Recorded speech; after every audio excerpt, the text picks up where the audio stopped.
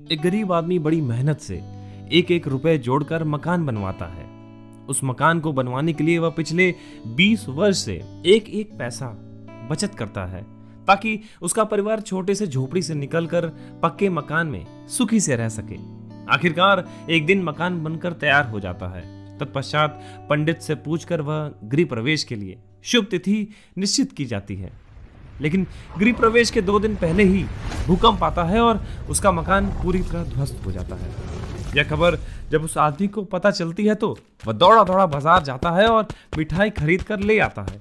मिठाई लेकर वह घटना स्थल पर पहुंचता है, जहां पर काफी लोग इकट्ठा होकर उसके मकान गिरने का अफसोस जाहिर कर रहे थे। ओह, बेचारे के साथ बहुत बुरा हुआ। कितनी मुश्किल से एक एक पैसा जोड़कर मकान बनवाया था।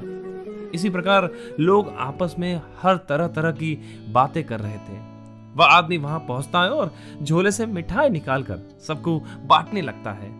यह देखकर सभी लोग हैरान हो जाते हैं। तभी उसका एक मित्र उससे कहता है कि कहीं तुम पागल तो नहीं हो गए हो?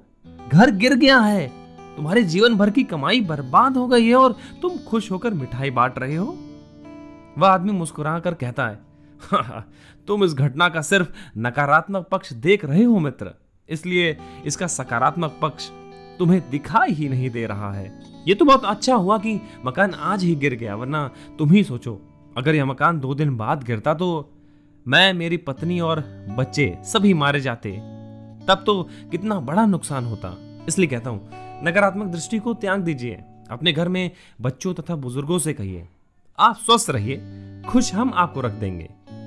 हर व्यक्ति सुबह उठकर प्लान करता है कि आज 2 बजे वहां जाऊंगा, आज 4 बजे उससे मिलूंगा, जबकि अगले ही पल का भरोसा नहीं होता। सुबह उठकर मन में जरूर सोचिए कि श्री हरि इच्छा, देखें आज ईश्वर क्या करवाता है, कैसा दिन गुजरवाता है। किसी ने मुझसे पूछा कि आप सदा इतने संतुष्ट प्रसन्न कैसे रहते हो?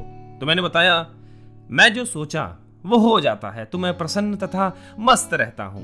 यदि मेरा सोचा हुआ नहीं होता है तो पिता स्वरूप ईश्वर मुझे इससे और अच्छा देंगे, इसलिए अभी ये नहीं हुआ होगा। ऐसा सोचकर और अधिक मस्त और प्रसन्न हो जाता हूं।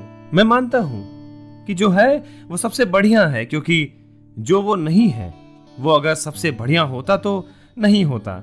ये न होता, अर्थात जो है वो सबसे बढ़िया है, जो नहीं है वो मेरे लिए बढ़िया नहीं रहा होगा, इसलिए ईश्वर ने नहीं होने दिया।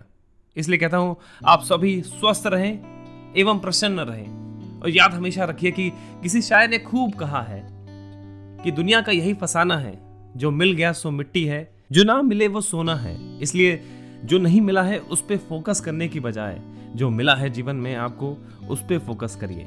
यकीन मानिएगा, जिसको आप मिट्टी समझ रहे हैं वो किसी हीरे से कम नहीं है। इसलिए हमेशा खुश रहिए, प्रसन्न रहिए, हंसते रहिए, मुस्कुराते रहिए, सुनते रहिए, सुनाते रहिए।